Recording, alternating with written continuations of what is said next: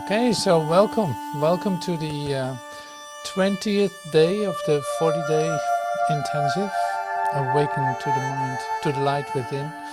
And so I'm really happy that you're here, that you're participating in this, that you're totally a part of this. And so today we have the follow-up, saying that is the Christian Mystics meeting. You're welcome to stay if you want to do that. So today we're also going to use a prayer or the words of a Christian mystic. He's not too old, so to speak, not too long ago, but really beautiful. So that's what I want to use for the meditation. And because that is what we start with in the 40 days. We start with a meditation, contemplation kind of meeting. So there can be some words, there's silence, and there's some music, and all the invitation to go within and to become still, become present, and enter into your inner sanctuary, as you can say. It's like your inner sanctuary. You take time to go within, and it sounds easy. It sounds easy when I say this, and it's not so easy always. And I recognize that too. It's like there's not really like a habit that you evolve or a ritual that you fulfill in order to get there.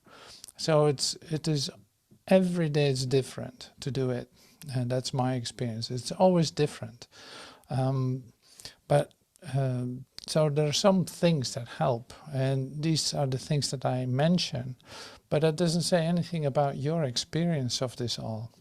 So you might become completely still, and you might have experiences of light and love and connectedness, or you might have experiences of an incredible density or heaviness or isolation, or who knows what your experience is.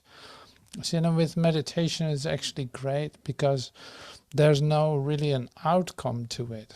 Like, it is not that we focus on a certain outcome. It is not that it has to lead to a result. And when you can be that open to just step into the experience, no matter what it is, then you make progress really fast. So you can easily sink deeper into your experience because you accepted it, instead of that you're looking for something that you need to achieve. So the pressure falls off of looking for that, and also the disappointment falls away if you don't have any expectations at all. And does it matter? Does it influence the depth of your experience? No, it isn't. It is not by your doing. It is you open up, and the rest will follow. It's like, we take time to become so still and coming into a listening mode. And the listening mode is not a director. It is not that you can steer with that. No, it's always like that is not under conscious control. What is going to happen? And this is really important to recognize and remember. Otherwise, you end up with a disappointment, and that's not necessary. So expectation leads to disappointment. That's a cause and effect relationship that you build up in your thought system.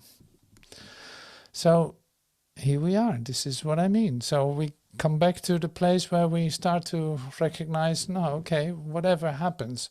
One thing I know, and this is the most important part of the meditation, the most important part is it is your experience. It is your attempt to come in contact with your creator. It is your experience of it that matters, no matter what that experience is. Because the way that you try to figure out if it's good or if it's not good is also meaningless. So that's why the result is also like, who is going to evaluate that? If I try to place that in my three-dimensional way of thinking, it's not going to be much. It will always look like a failure. So that's good to know. And I'm sure that this prayer of Teilhard de Chardin, this is what we are talking about, the Christian mystic Teilhard de Chardin. I'm going to, Pierre Teilhard de Chardin, I'm going to tell you more about him, say later, but here's one of the fundamental things that he did. It's like his focus was on paleontology. So it's like he studied the, say, remains of ancient people, like ancient people. He discovered one that was, I think, 500,000 years old, just like the bones, and they dated it as 500,000 years old, and that kind of thing. So he was really into material research, into looking for what was, what is on this timeline, what is occurring in it, and had a Christ experience too, which is amazing. That's an amazing thing, and he is the one who can actually relate that to one another by being the voice himself, like seeing how this fits into Christ's vision. So that is really beautiful. That's really beautiful. More about that later. But he also wrote a lot of materials, like books, essays, and some scientific abstracts you can read. But we're going to use one of his prayers. It's a really, in fact, a real intense prayer. But you recognize it when you meditate. You recognize this as one of the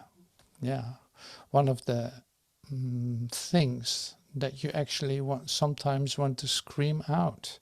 Well, he did it. So most of his writings also are related to the idea of fire. The Rediscovery of Fire is one of his books. It's rediscovering of the fire within, like the spirit within. So this word fire will be in our prayer too, but in a different way. So I'm going to set us up for a screen sharing. Okay, so I'm going to read it to you and repeat it, say after probably a minute or 4 or 5, and do that, repeat that cycle a couple of times. Lord, so let this come to you. Lord, lock me up in the deepest depths of your heart, holding me there.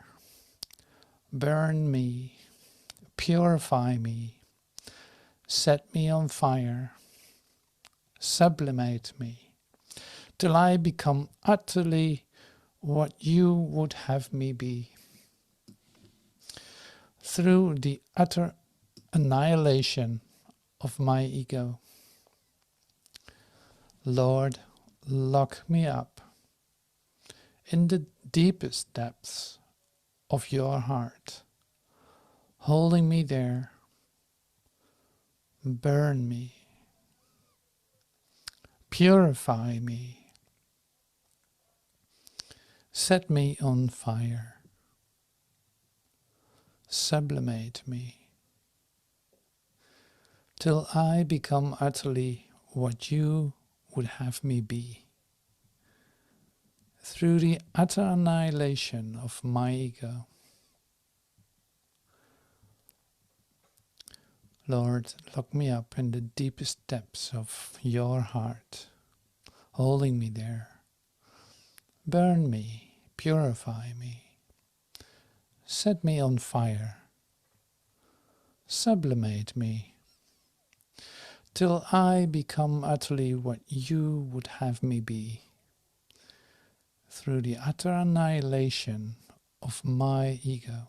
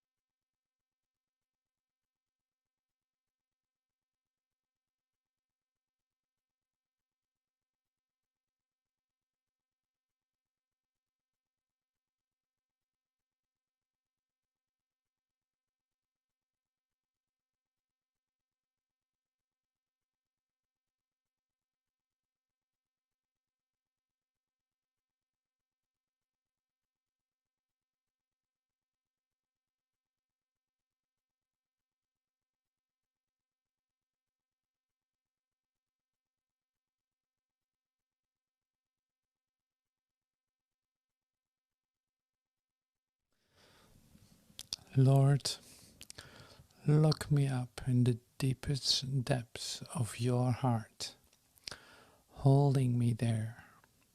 Burn me, purify me, set me on fire, sublimate me, till I become utterly what you would have me be, through the utter annihilation of my ego.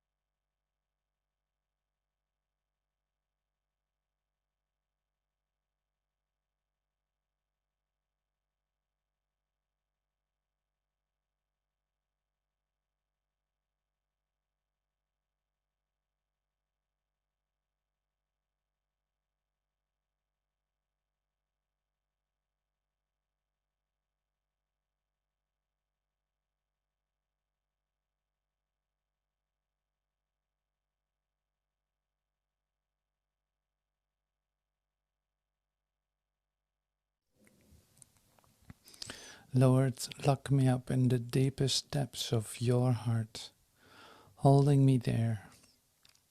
Burn me and purify me, set me on fire, and sublimate me, till I become utterly what you want me to be, through the utter annihilation of my ego.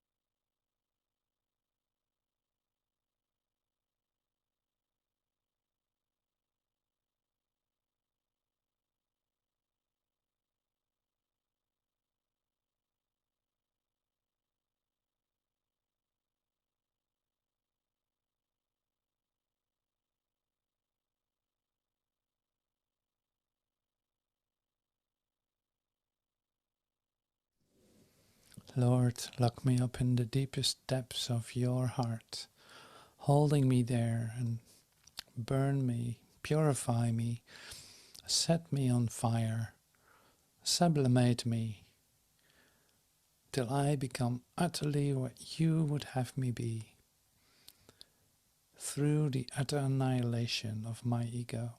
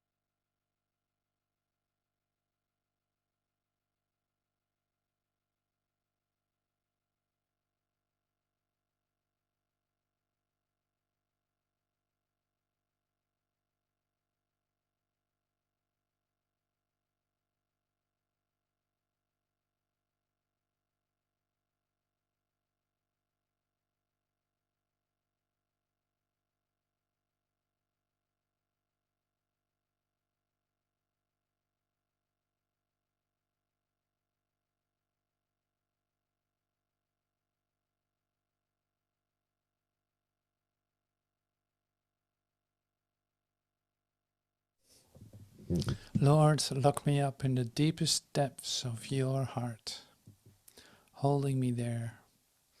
Burn me, purify me, set me on fire, sublimate me, till I become utterly what you would have me be, through the utter annihilation of my ego.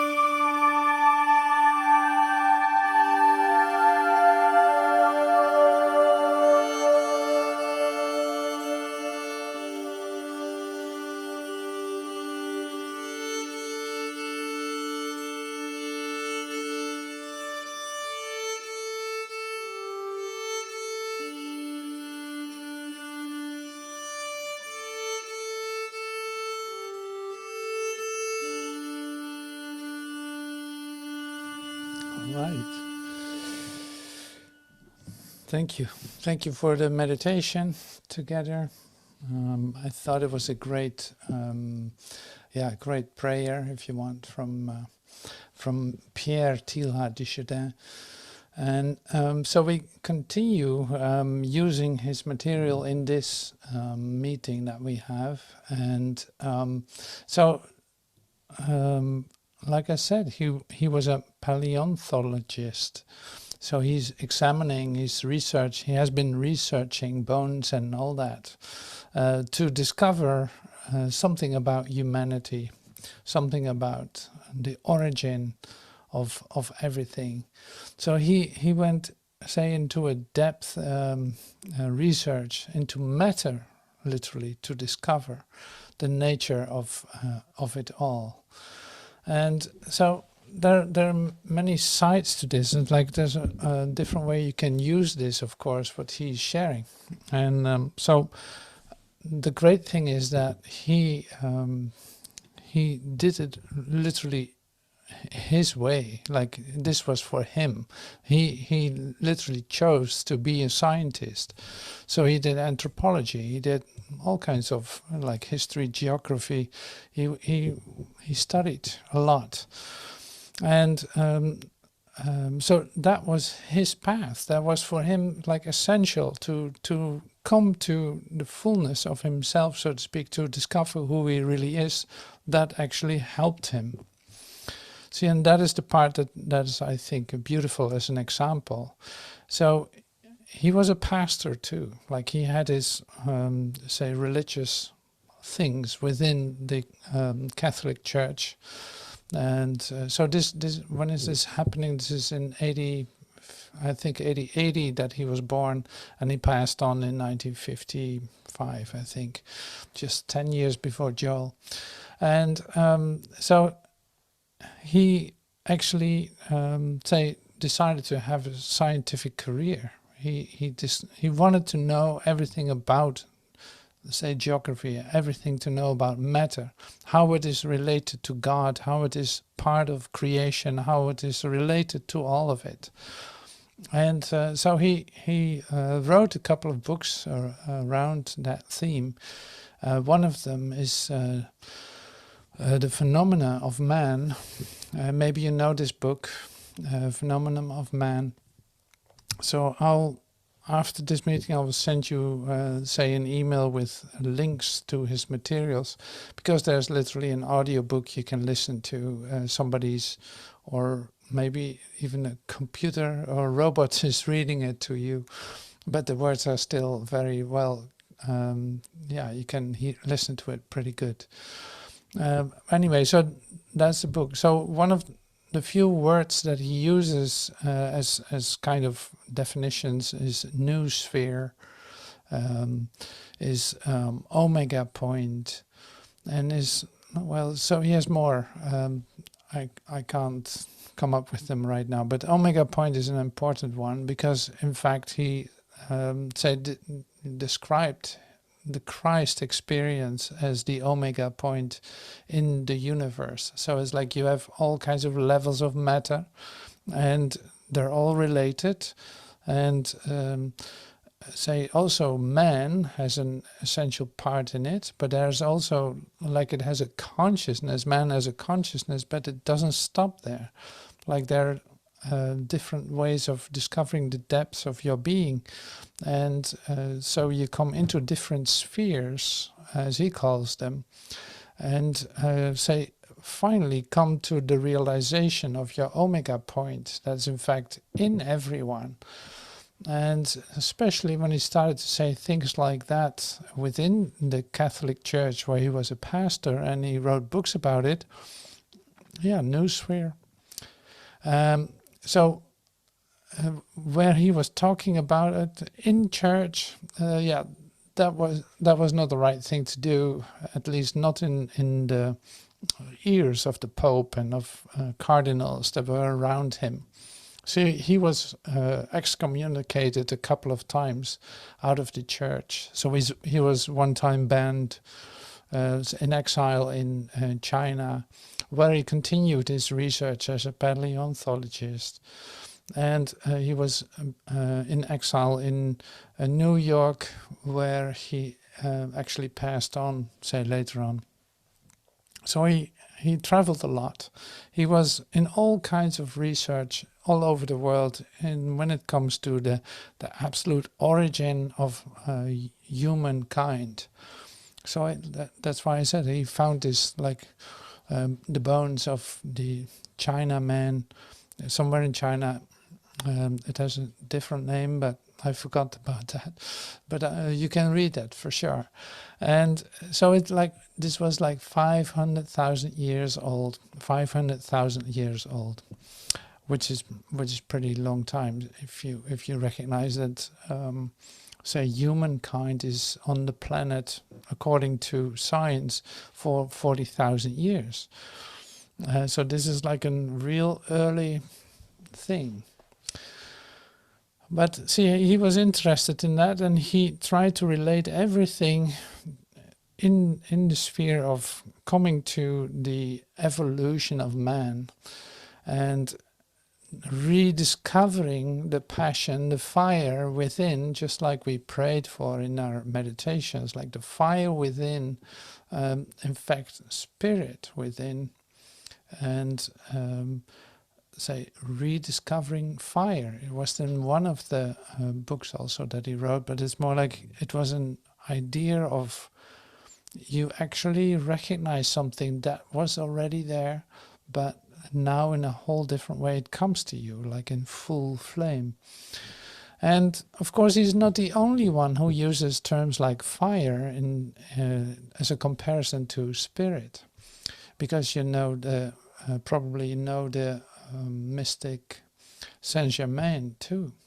So he's talking about a violet flame, and so there's a lot of relationship on a very high, say, esoteric level, in fact, or where you recognize there's something else, there's something to discover for me, and he actually went on that adventure in his very own way. Well, the beauty is then, okay, so let's see, when was he born? So I'm not an astrologist, but I have heard a lot about it from the people that I was with, so to speak. So I picked up a lot of that. And when I see that he was born the 1st of May, so he's probably, but so some of us here can confirm that. He was in Taurus, you know, very much interested in material things like matter. It has to be concrete at best. But still, you see that doesn't have to be a limitation to come to your Christ recognition whatsoever. It's like it's beautiful if you start to recognize the ways that people come to their own, say, revelation of the truth of who they are. They cannot but go their own way. And I think that's what I want to use Pierre Teilhard de Chardin for. Like as an example, he's an extremely outspoken man in a relationship with matter. And that for me was like, I would not have come up with it. But I'm not Pierre Teilhard de Chardin either. So I've of course my own way of coming to that.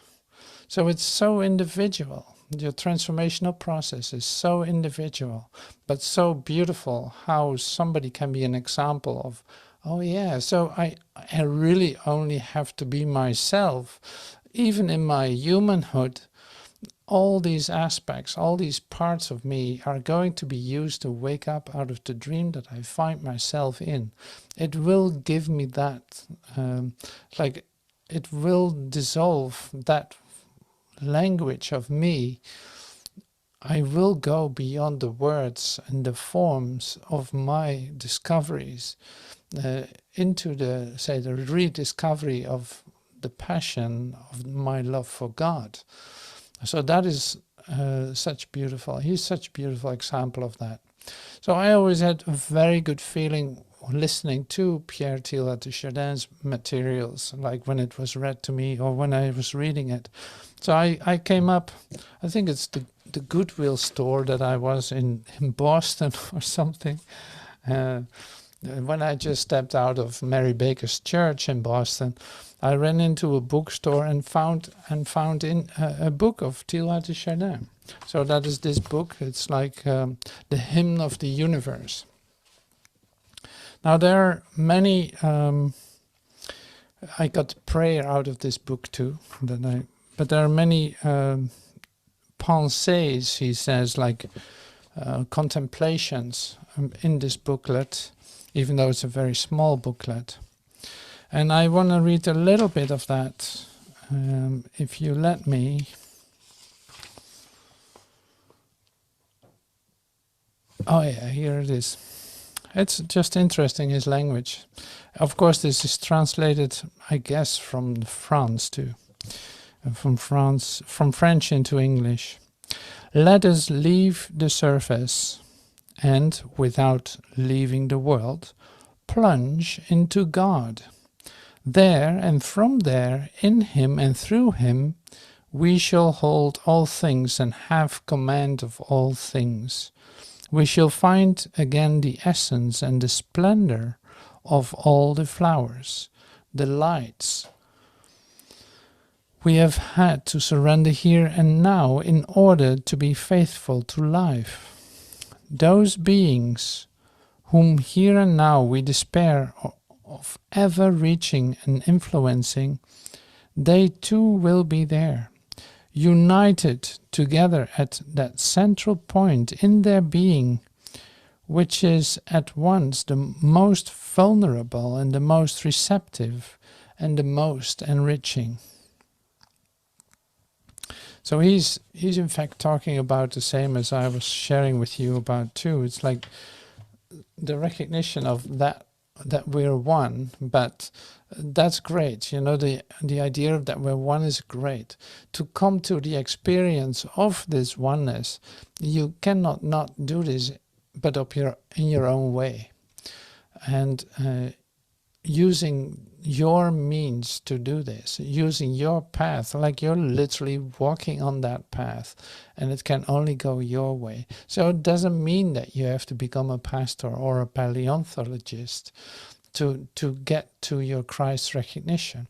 No, this is already happening. So you are on the path, exactly in your way, having the things happening to you, say choosing certain choosing the things in your life in which you continue and discover to go, when you go beyond the form and beyond the words and beyond what you're actually doing, to discover that there's something else that is dawning in your experience of yourself. Like that goes your way. Like for me, it was, I was in art school when I had my first awakening experiences. I was making art. I was in my studio. That's where it happened for me.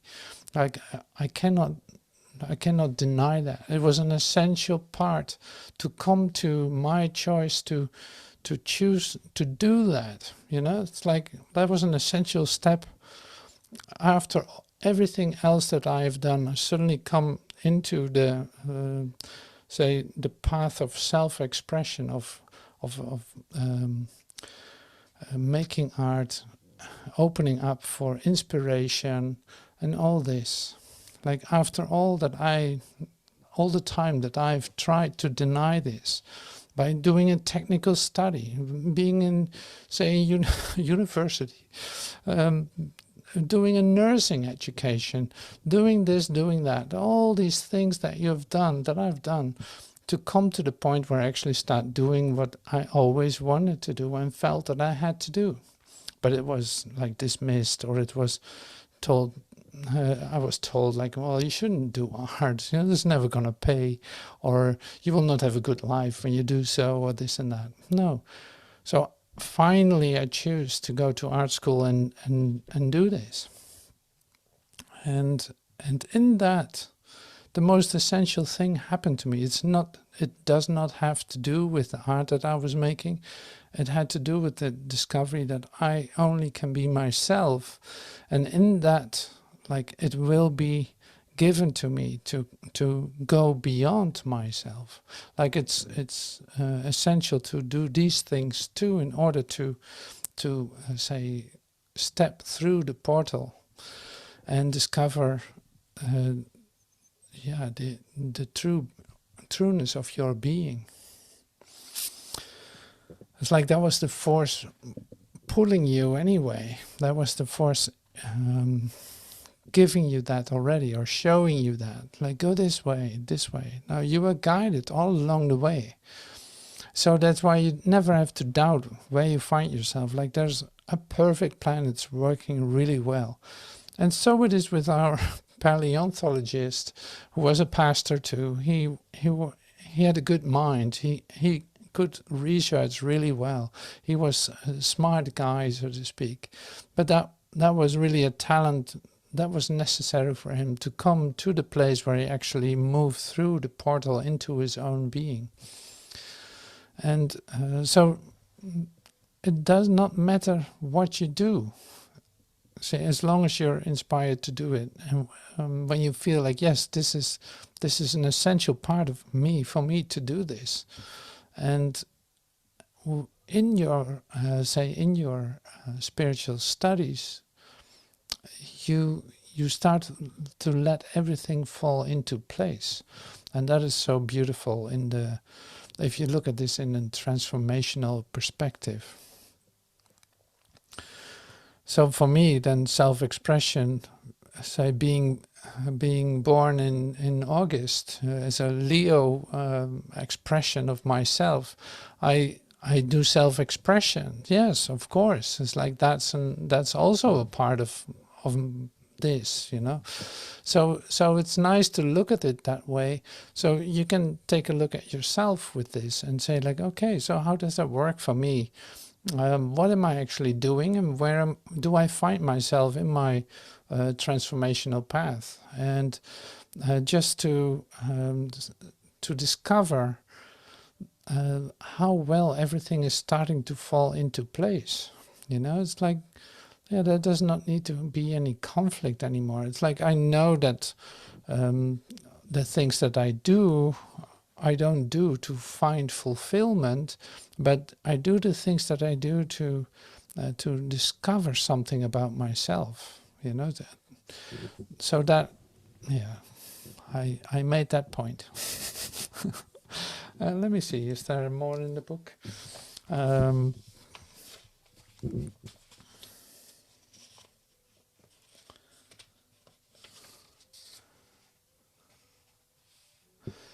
Okay, so here's more of the hymn of the universe. Lift up your head, Jerusalem, and see the immense multitude of those who build and those who seek.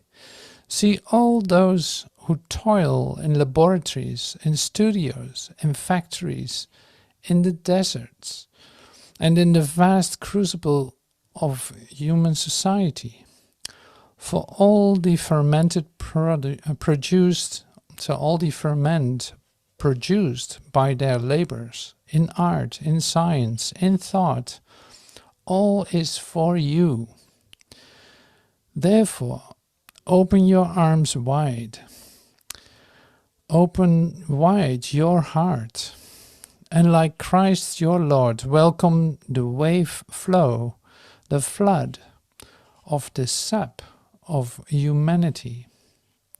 Take it to yourself, for without its baptism you will wither away for lack of longing, as a flower withers for lack of water. And preserve it and care for it, since without your sun it will go stupidly to waste in sterile shoots.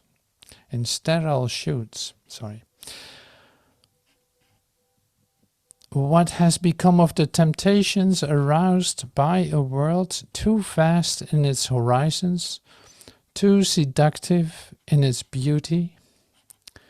They no longer exist. The Earth Mother can indeed take me now into the immensity of her arms. She can enlarge me with her life, or take me back into her premortal dust. She can adorn herself for me with every allurement, every horror, every mystery. She can intoxicate me with the scent of her tangibility and her unity. She can throw me to my knees in expectancy of what is maturing in her womb. But all her enchantments can no longer harm me, since she has become for me more than herself and beyond herself, the body of him who is and who is to come. Well, see, if you like to hear this, like there's a humongous amount more like this. But I love this. I think this is so beautiful, the way he says it in such an earthly manner, but goes beyond it too. Like that, to me, is fascinating about Pierre Teilhard de Chardin. It is so beautiful. And it's actually, it's very calming to read it too. So I can really say, recommend you to read some more if this is, resonating with you. So that's really lovely. So I actually think about sharing something about Pierre Teilhard, and it's a video. It says, I'm not going to play the whole video, but just a little bit of it. It's an interesting way to look at him, and there's also something interesting about the presenter of this video.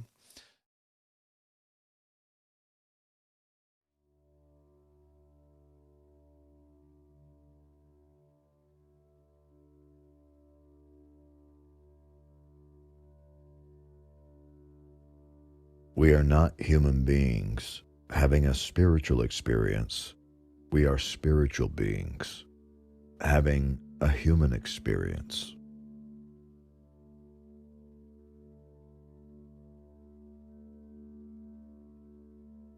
Someday, after mastering the winds, the waves, the tides, and gravity, we shall harness for God the energies of love. And then, for a second time in the history of the world, man will have discovered fire.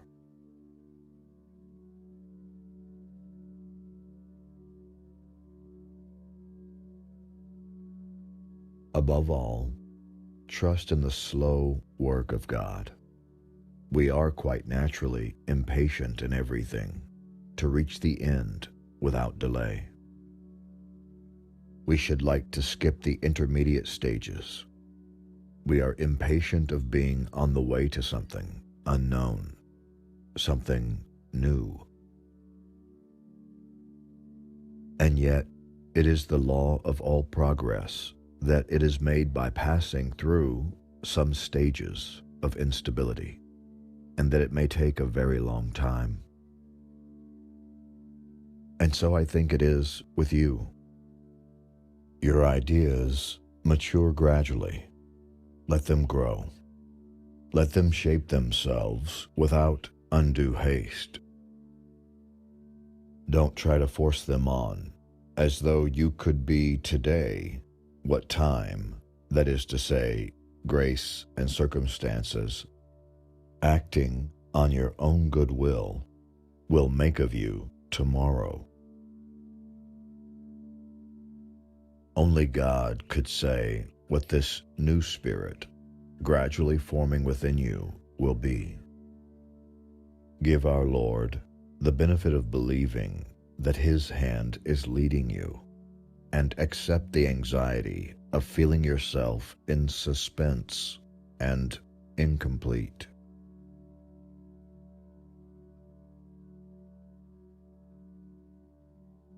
There is almost a sensual longing for communion with others who have a large vision. The immense fulfillment of the friendship between those engaged in furthering the evolution of consciousness has a quality impossible to describe.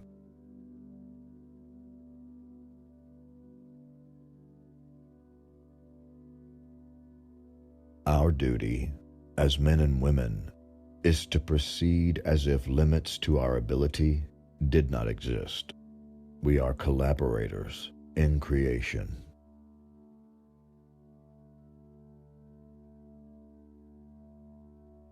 Do not forget that the value and interest of life is not so much to do conspicuous things as to do ordinary things with a perception of their enormous value.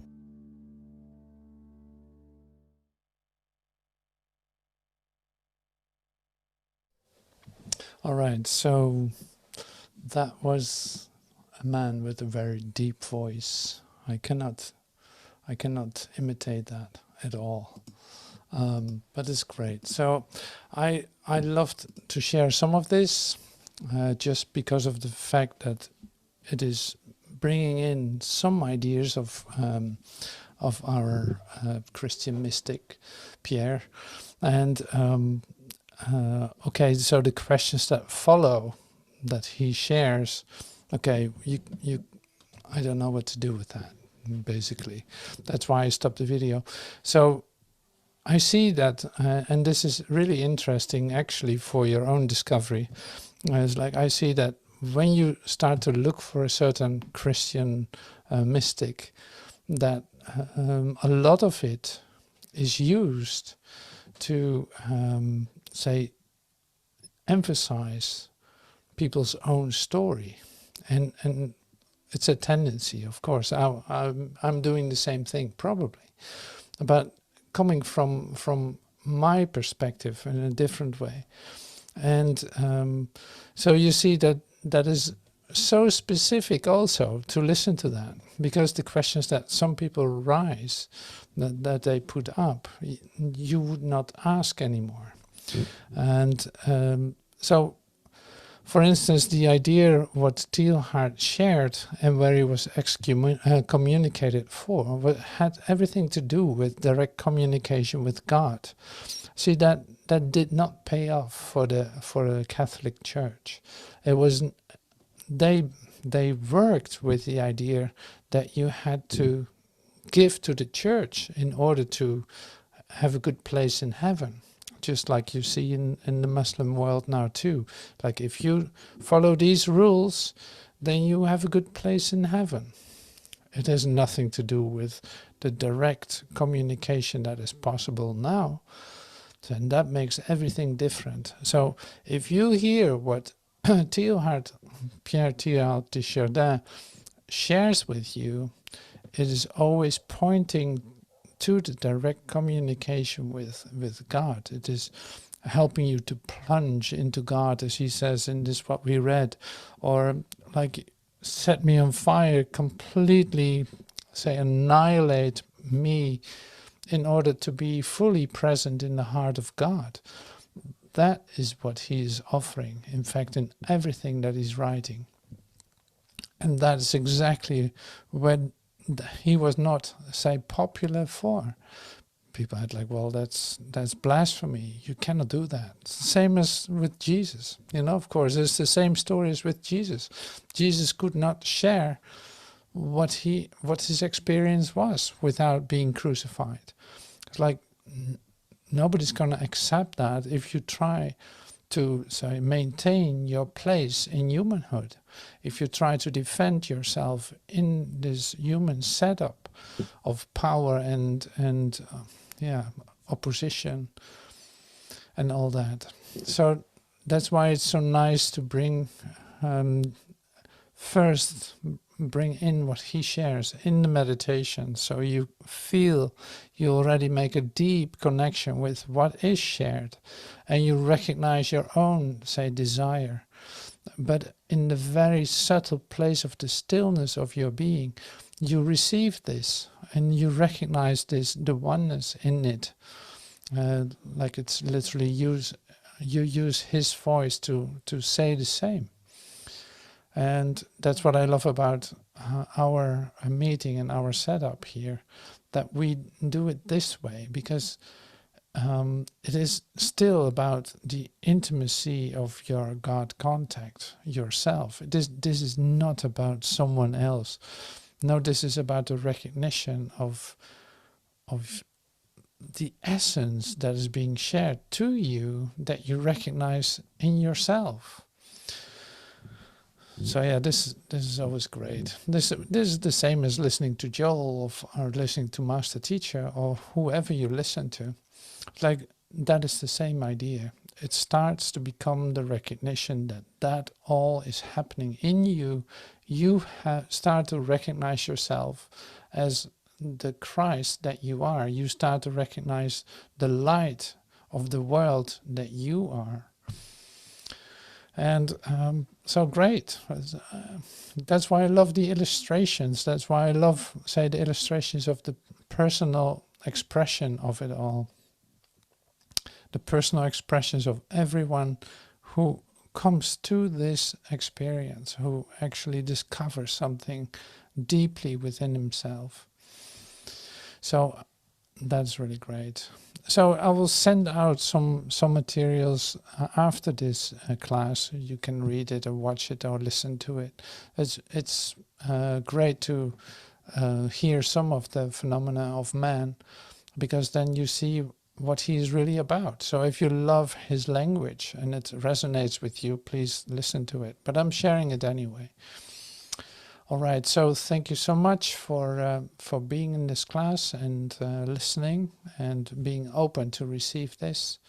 In class we continue with some sharing and maybe some questions. So for now I would say thank you so much and see you soon.